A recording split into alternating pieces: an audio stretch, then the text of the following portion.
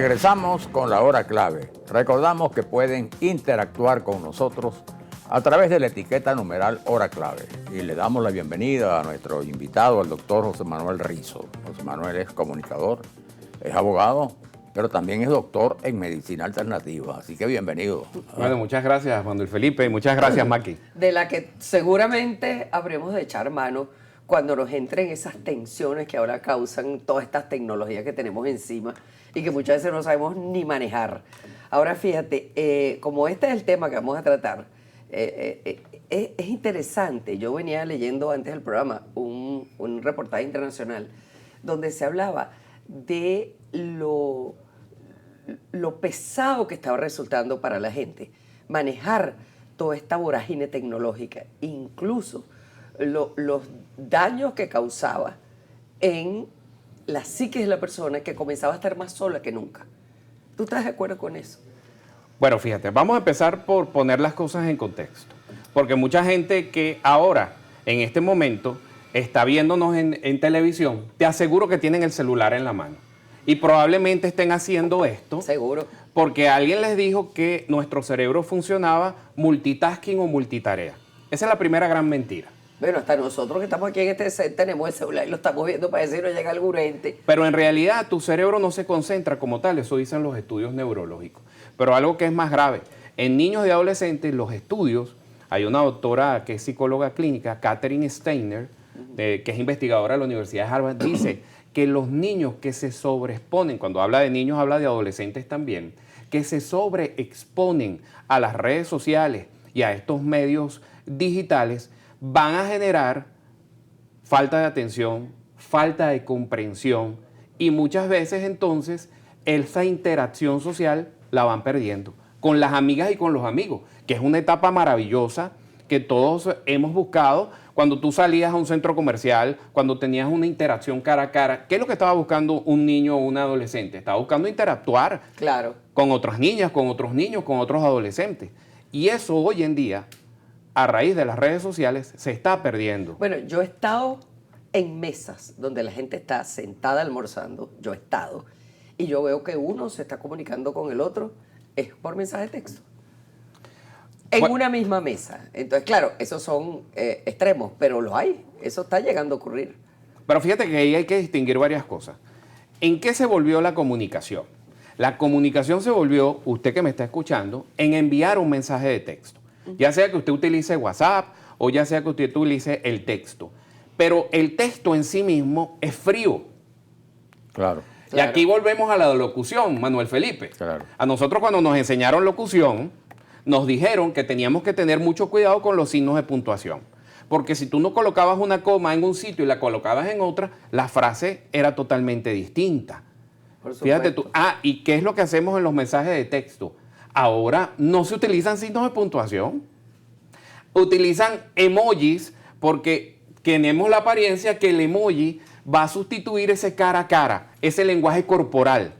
Pero mentira. Y te mandas abrazos, y te mandas, y pones memes, usas una cantidad de recursos que están a la mano. Pero en realidad cuando yo te hablo y te digo, mira Maki, me caes bien, o me caes muy bien, Manuel Felipe, ¿tú estás viendo que es sincero o estás viendo si es hipócrita? Que no es sincero, es una forma de lo que llamo yo diplomacia. Pero cuando tú estás escribiendo, ¿cómo lo detectas? ¿Realmente estás viendo la emoción, la inflexión de esa persona que te está escribiendo? O algo más grave todavía, ¿qué pasa si el emoji te genera confusión?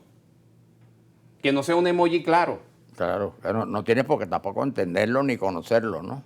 Claro, entonces hay un problema generacional también. También.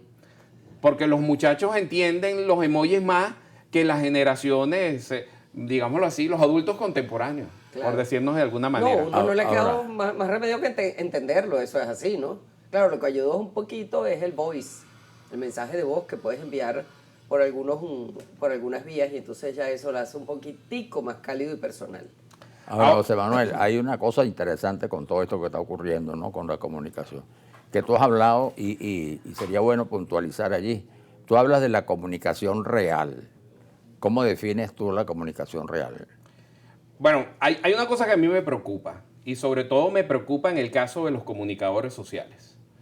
Porque siempre se ha hablado de comunicación veraz, auténtica.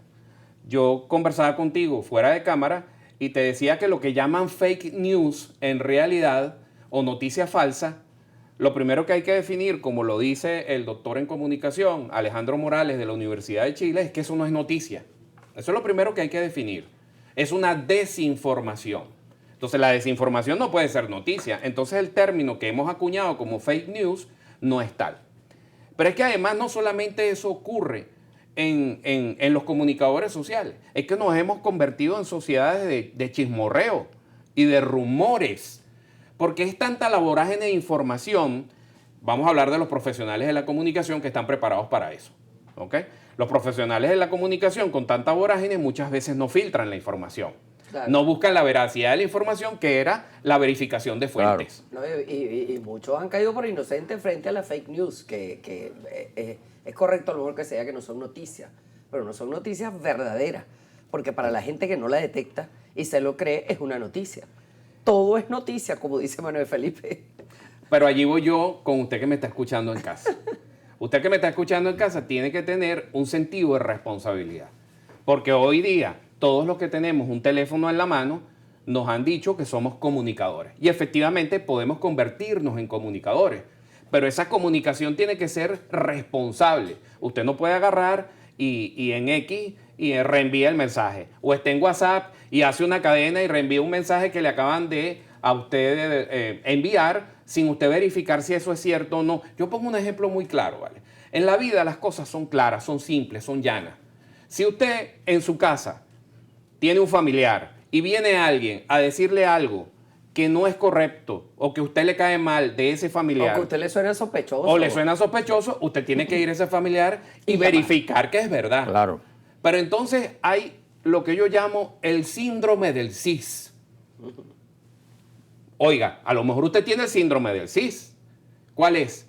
La simpleza, la inmediatez y la superficialidad. Una vez en mi Instagram, me recuerdo yo estaba hablando de temas de salud alternativa. Mi Instagram es dr.josemanuelrizo con doble Z, por si acaso. Y entonces la señora me decía, es que yo quiero que vaya al grano. No quiero que me hable por las ramas. Y era un desespero, una ansiedad, porque la información fuera ya, que entonces, ¿en qué nos quedamos? Nos quedamos en que yo quiero nada más cositas simples, cositas superficiales y no me hables de más cosas. Y ese es el gran riesgo. Bueno, pero es que vamos a estar claros, las redes se nutren desde la inmediatez, básicamente. Y las cosas que estás hablando se complican con la inteligencia artificial, porque ahora hacen cosas que aparecen, por ejemplo, José Manuel Rizo o Manuel Felipe o Maquiarena hablando, uno moviendo la boca con la misma voz, con todo, y resulta que no es verdad.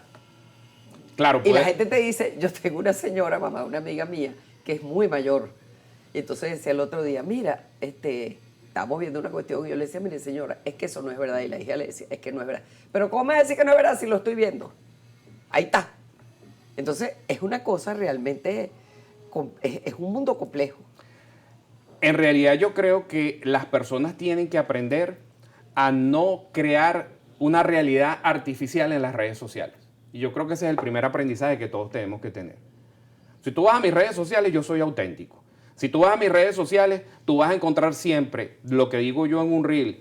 Tienes un enlace que te va a llevar a mi canal de YouTube, José Manuel Rizo, donde ahí vas a ver las entrevistas que le he hecho a Maki, a Manuel Felipe y a otras personas más, donde hay contenido de valor y tú puedes aprender.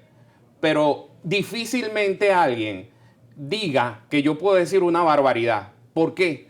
Porque yo siempre me he comportado en todos los años con una verticalidad. Porque, queda mal que lo diga, pero tengo que recordar a mi papá que murió a los 95 años, italiano, pero era más venezolano que la arepa, como digo yo. Mi papá siempre decía, hijo, lo más importante es el nombre que usted tenga y cómo usted se comporte en la vida. Esos son los valores fundamentales.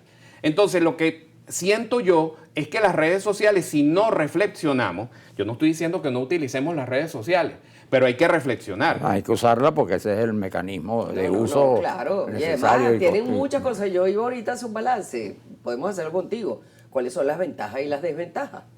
Claro, Porque tiene muchas ventajas también, obviamente. Vamos a empezar por la primera ventaja que me toca. Hay estudios científicos ya hechos, claros, en España, que es el que está a la vanguardia en materia de salud, que dice que las redes sociales han producido una alfabetización de salud en los usuarios. Claro. ¿Por qué? Porque tienen una mayor información sobre ciertas y determinadas condiciones de salud. Entonces eso es positivísimo, Claro. ¿cierto? Ajá, pero ¿cuál es el problema también que puede surgir? El problema que puede surgir es que te sobreexcedas en las redes sociales y que te la pases todo el tiempo viendo contenidos de violencia, por ejemplo. Es que hay algo maquiavélico en todo esto. Claro. Yo no sé si ustedes se han dado cuenta en casa, pero hay algo maquiavélico en todo esto. El famoso algoritmo. El famoso algoritmo, que la justificación es que te meten en un nicho de mercado, es que te están mandando siempre los contenidos que a ti te gustan. ¿Y qué te están haciendo con eso? Polarizándote. Imagínate que tú ves un video de violencia. Entonces el algoritmo dice, no, como este señor o esta señora vio un algoritmo de violencia, entonces yo le voy a mandar más algoritmos de violencia.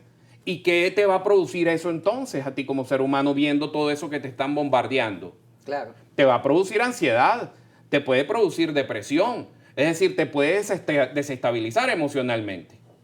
Entonces allí, cuando nosotros tenemos que decir, ven acá, yo tengo que reflexionar qué es lo que estoy haciendo y qué es lo que estoy viendo y qué es lo que me está enviando, porque por detrás alguien por supuesto programó el algoritmo, porque no se programó solo. ¿Quién está por detrás de todo esto? Yo le decía a Manuel Felipe, los dueños de Instagram, los dueños de TikTok, por ejemplo, los dueños del TikTok Douyin, que es diferente al de China al que consumimos nosotros en contenido en Occidente. ¿Por qué el de China es diferente? Alguien pudiera decir, bueno, por razones políticas, por razones de regulaciones del marco legal, pero yo creo que hay algo más allí, porque el Douyin de China es más constructivo. Los contenidos son de valor. Y está más controlado también. Claro, pero los contenidos del TikTok de acá, muchas veces lo que tú ves ahí son mucha información destructiva. No, y mucha basura también. Que no aporta nada. Pero hay algo que quiero comentarles a ustedes. Las generaciones jóvenes, ya saliéndonos un poquito de los niños y los adolescentes, estamos hablando de generaciones entre 20 y 30 años, están buscando la información primero en el TikTok. Sí. Están buscándola allí. Allá es donde van derechos. Y muchas veces los comunicadores, que no necesariamente es un comunicador social, los comunicadores en general están dando la información sin verificación. Sí. Porque y sobre todo el comunicador social tenía metido, voy a explicarle un término que a lo mejor ya no se usa, el tubazo. Sí. El tubazo era, yo tengo que decir la información. La primicia, primero que los demás. Lo que pasa es que ahora las redes han tumbado los tubazos también. Claro, pero es que Porque los tubazos ahora lo puede hacer cualquiera. Claro, Exactamente. cualquiera es lo que te digo. Y el propio generador, una institución o la persona misma, él agarra y el tubazo se lo da él mismo. Claro. Pero el periodista o la periodista quiere acercarse a eso porque tiene que estar en la inmediatez y en la viralidad. Sí, y en realidad eso no lo vas a hay manera lograr. de no hacerlo, pero a lo mejor un periodista podría hacerlo con mucho más profesionalismo, ética. Hay que hacer la etcétera, función ¿no? del periodista. Claro. Ahora mira, ya tenemos que ir terminando, queda un minutico ahora. Tú dirías, evaluando, en las relaciones humanas, este proceso de las redes y de las nuevas comunicaciones y tecnologías ha incidido positivamente o no? Si no hay En una, las relaciones humanas. si no hay una sobreexposición en la utilización del mecanismo como tal, porque nunca te va a poder sustituir el cara a cara y la interacción que Claro. tenga la persona. Pero si hay una racionalidad como tal, esa interacción ha sido positiva, obviamente, porque es un mecanismo de poder comunicarte a nivel global con cualquier persona. Inclusive desde el punto de vista de negocios institucional, pues ha acercado para que las relaciones comerciales sean mucho más fluidas. El tema es el cómo y el método. Claro. Si nosotros aprendemos a manejar el cómo y el método, pues realmente es importantísimo. Y si usted es padre, usted tiene que orientar y regular Oye, está pendiente. cómo lo utilizan las niñas y los niños y los adolescentes ese medio que ahora tenemos y que, por supuesto, lo tenemos que utilizar como una herramienta o favorable o desfavorable, depende cómo lo usemos. José Manuel, mil gracias por haber venido. Gracias. Muy interesante hasta ahora. Pero ese es un tema que se presta ya para seguir Se presta conversando. para otros. Claro. Para otros. Y un día tenemos que hacer uno sobre medicina alternativa, ¿por qué no? Claro, con mucho gusto. Vamos a la pausa mientras lo despedimos y regresamos.